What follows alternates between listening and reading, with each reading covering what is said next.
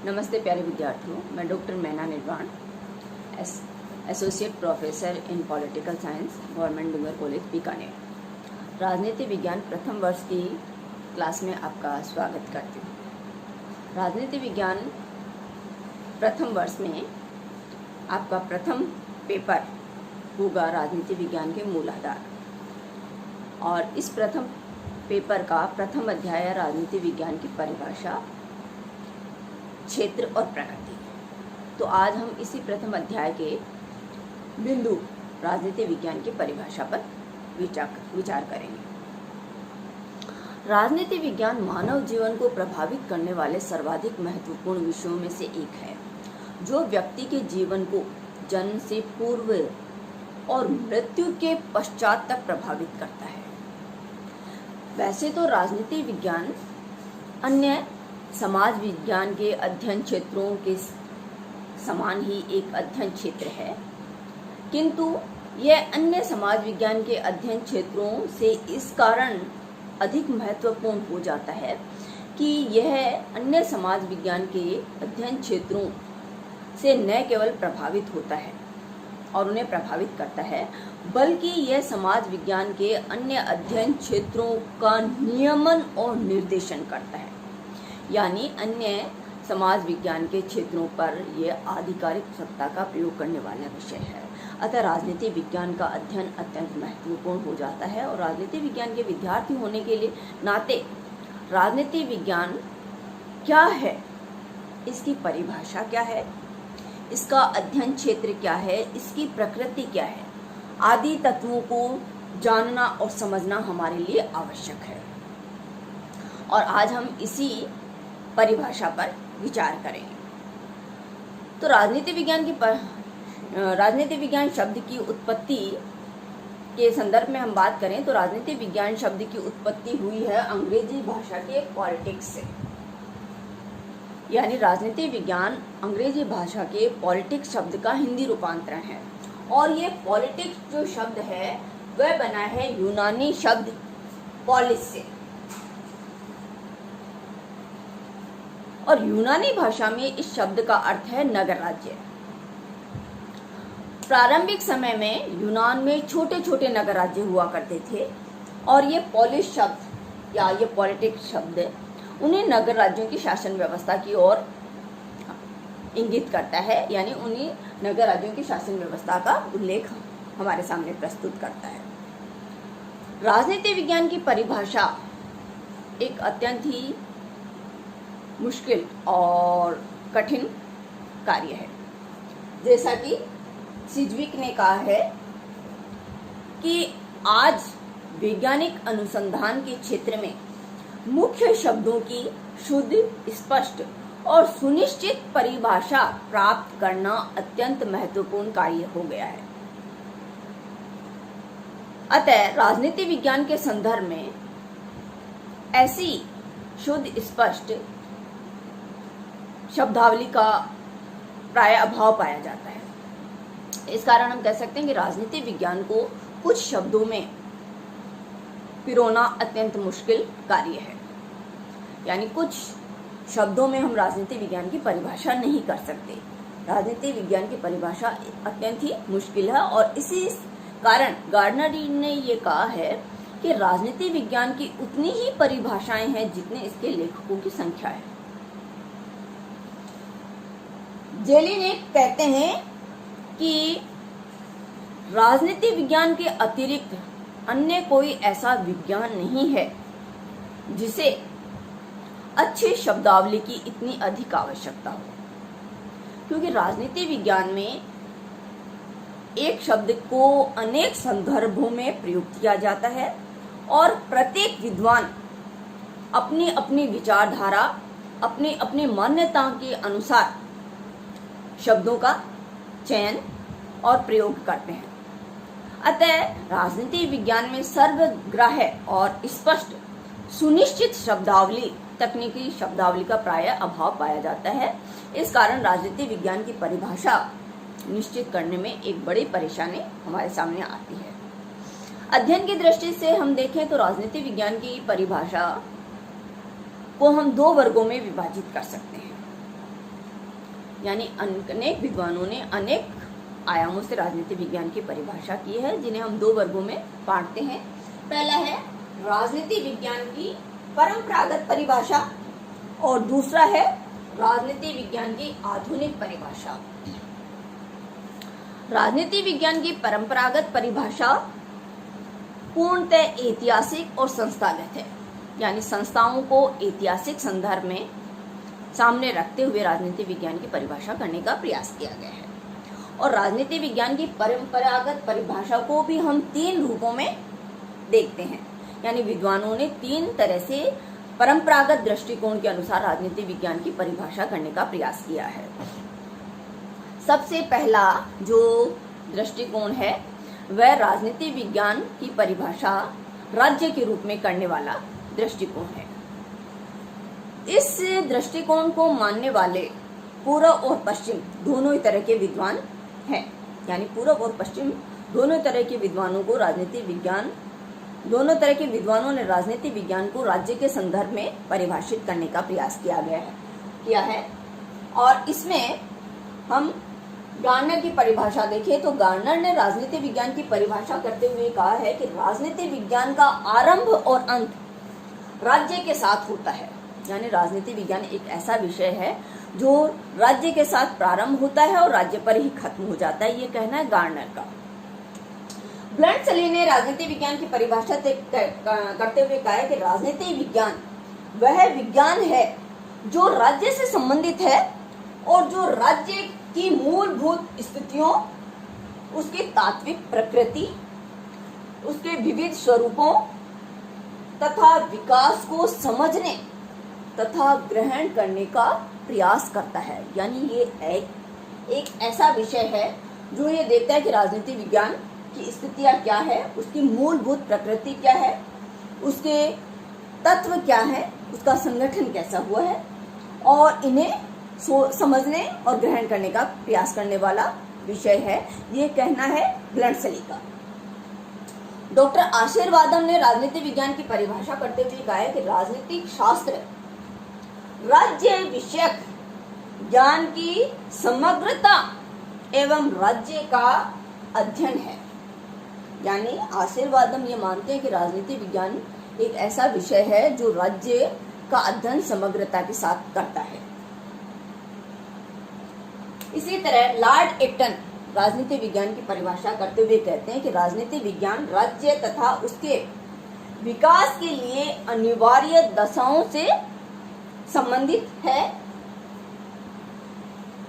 यानी राज्य का विकास कैसे होता है और विकास की क्या क्या दशाएं हैं, राज्य की क्या दशाएं अवस्थाएं होती है, इस संदर्भ में या इस रूप में राजनीति विज्ञान को समझने का प्रयास किया है लॉर्ड एक्टन ने। इसी तरह गेटल ने राजनीति विज्ञान की परिभाषा करते हुए कहा है कि राजनीतिक शास्त्र राज्य का विज्ञान है, यानी राजनीति विज्ञान में हम राज्य के बारे में ही अध्ययन करते हैं। डॉक्टर जकारिया राजनीति विज्ञान की परिभाषा इस रूप में करते हैं। इन्होंने कहा है कि राजनीति विज्ञान व्यवस्थित रूप से आधारभूत सिद्धांतों का निरूपण करता है। किसके आधारभूत सिद्धांतों का निरूपण करता है? राज्य के आधारभूत सिद्धांतों का। फिर से देखिए, राजनीति विज्ञान व्यवस्थित रूप से आधारभूत सिद्धांतों का निरूपण करता है जिसके अनुसार समष्टि रूप से राज्य का संगठन होता है और प्रभु सत्ता का प्रयोग किया जाता है। यानी डॉक्टर जकारिया राजनीति विज्ञान की परिभाषा करते हुए कहते हैं कि आधारभूत राज्य के आधारभूत सिद्धांतों का निरूपण करने वाला विषय यह है और इसके द्वारा राज्य को समष्टि रूप से समझा और देखा जाता है कि राज्य का समष्टि संगठन कैसे होता है और प्रभु सत्ता का प्रयोग राज्य कैसे करता है। इसी तरह गेरिस राजनीति विज्ञान की परिभाषा करते हुए कहते हैं कि राजनीतिक शास्त्र में शक्ति की संख्या के रूप में राज्य के समस्त संबंधों, उसके उत्पत्ति, उसके विन्यास में इन्होंने क्या क्या शामिल किया है? भूभाग और राज्य में निवास करने वाले नागरिक या निवासी। फिर से देखें हम, राजनीतिक शास्त्र में शक्ति की संख्या के रूप में राज्य के समस्त संबंधों, उसकी उत्पत्ति, उसके विन्यास, उसके प्रयोजन, नैतिक महत्व, आर्थिक समस्याओं, उसके अस्तित्व की अवस्थाओं, वित्तीय समस्याओं आदि पर विचार किया जाता है। अब इन सभी परिभाषाओं का जब हम विवेचन या विश्लेषण करते हैं तो हम पाते हैं कि इन सभी विद्वानों ने राज्य को केंद्र में रखते हुए राजनीति विज्ञान की परिभाषा की है। यानी ये मानते हैं कि राजनीति विज्ञान एक ऐसा विषय है जो राज्य के चारों ओर कार्यरत रहता है या राज्य की चारों ओर की परिस्थितियों का अध्ययन करता है, जिसमें राज्य का संगठन, राज्य की प्रकृति, राज्य का क्षेत्र, राज्य का विकास, राज्य के विन्यास, उसकी अवस्थाएं, उसकी परिस्थितियां आदि सब शामिल होते हैं। यानी राज्य को आधार मानकर ये राजनीति विज्ञान की परिभाषा करते हैं। ये राजनीति विज्ञान की परिभाषा संस्थागत, वर्णनात्मक और ऐतिहासिक संदर्भ में होती है। यानी हम ये नहीं कह सकते हैं कि राजनीति विज्ञान केवल राज्य का ही अध्ययन है, यानी राज्य के इर्द गिर्द घूमने वाला विषय है। राजनीति विज्ञान एक बृहद विषय है, राज्य भी उसका एक भाग है, राज्य उसका एक महत्वपूर्ण तत्व है, लेकिन राज्य ही राजनीति विज्ञान नहीं है। अतः ये परिभाषा पूर्णतः शुद्ध, पूर्ण नहीं है, असंगत और अधूरी है। इस परिभाषा की अपनी कुछ कमियां या आलोचनाएं रही हैं, जिन पर हम बात करते हैं। परंपरागत दृष्टिकोण के इस रूप की कि राज्य ही राजनीति विज्ञान है, इसकी आलोचना हम कई आधारों पर कर सकते हैं, क्योंकि यह जो दृष्टिकोण ये मानता है कि राज्य ही संपूर्ण राजनीति विज्ञान है, जबकि राज्य राजनीति विज्ञान का एक महत्वपूर्ण अंग है, लेकिन वह संपूर्ण राजनीति विज्ञान नहीं है। राजनीति विज्ञान एक बहुत ही बृहद विषय है और यह जो परिभाषा है वह केवल राज्य को ही राजनीति विज्ञान मानने की भूल कर देता है, जो कि राजनीति विज्ञान का अधूरा अध्ययन होगा। दूसरी इसकी आलोचना हम इस आधार पर कर सकते हैं कि राजनीति विज्ञान को राज्य के संदर्भ में देखने वाला पक्ष राजनीति विज्ञान के केवल संस्थागत पहलू का ही अध्ययन करता है। यह राजनीति विज्ञान के क्रियात्मक पहलू को नकार देता है, उसकी उपेक्षा करता है, जबकि राजनीति विज्ञान संस्थागत और क्रियात्मक दोनों तत्वों को अपने अंदर समेटे हुए है। अतः राज्य के आधार पर ही राजनीति विज्ञान की परिभाषा करने वाला यह दृष्टिकोण अधूरा और गलत है। परंपरागत दृष्टिकोण में एक दूसरा वर्ग भी है जो ये मानता है कि राजनीति विज्ञान मात्र राज्य का अध्ययन नहीं है। राज्य तो एक अमूर्त इकाई है और राज्य को मूर्त रूप देने वाला तत्व है शासन या सरकार। अतः यह वर्ग शासन या सरकार को आधार मानकर राजनीति विज्ञान की परिभाषा करने का प्रयास करता है। इनका कहना है कि राज्य अपने आप में कोई क्रियात्मक तत्व नहीं है और राज्य को मूर्त रूप देने वाला तत्व कौन सा है? सरकार या शासन। राज्य अपने आप को सरकार या शासन के रूप में अभिव्यक्त करता है। इस मत के मानने वाले समर्थक हैं लिकोक और सीले। लिकोक ने राजनीति विज्ञान की परिभाषा करते हुए ये कहा है कि राजनीतिक शास्त्र सरकार से संबंधित विद्या है। यानी लिकोक ये मानते हैं कि राजनीति विज्ञान एक ऐसा विषय है जो सरकार से संबंधित है, जो सरकार से जुड़े हुए तत्वों का, सरकार की गतिविधियों का अध्ययन करने वाला तत्व है।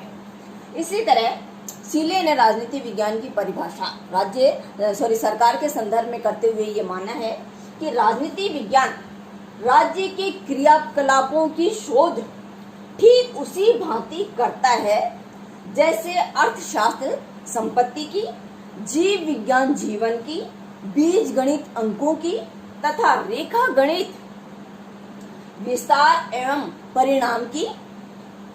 परिमाण की विवेचना करता है। यानी राजनीति विज्ञान वैसे ही सरकार का अध्ययन करता है, यानी राजनीति विज्ञान की प्रकृति सरकार के साथ जुड़ी हुई है और वह वैसे ही एक अध्ययन क्षेत्र है जैसे अन्य अध्ययन क्षेत्र है, जैसे जीव विज्ञान जीवन का अध्ययन करता है, गणित अंकों का अध्ययन करता है, रेखा गणित विस्तार और परिमाण का अध्ययन करता है, अर्थशास्त्र संपत्ति से जुड़ा है। वैसे ही सीले का मानना है कि राजनीति विज्ञान ऐसा विषय है जो राज्य से जुड़ा हुआ है और सरकार से जुड़ा हुआ है और सरकार का अध्ययन करता है। अतः ये एक ऐसा दृष्टिकोण है जो सरकार को केंद्र में रखकर राजनीति विज्ञान का अध्ययन करने का प्रयास करता है। राजनीति विज्ञान की परिभाषा ये सरकार को केंद्र बिंदु मानकर करती है और ये इनका मानना है कि राजनीति विज्ञान सरकार का ही अध्ययन है। यह दृष्टिकोण भी पूर्णतः सही नहीं है, क्योंकि राजनीति विज्ञान में हम बहुत सारे तत्वों का अध्ययन करते हैं और सरकार मात्र एक पहलू है।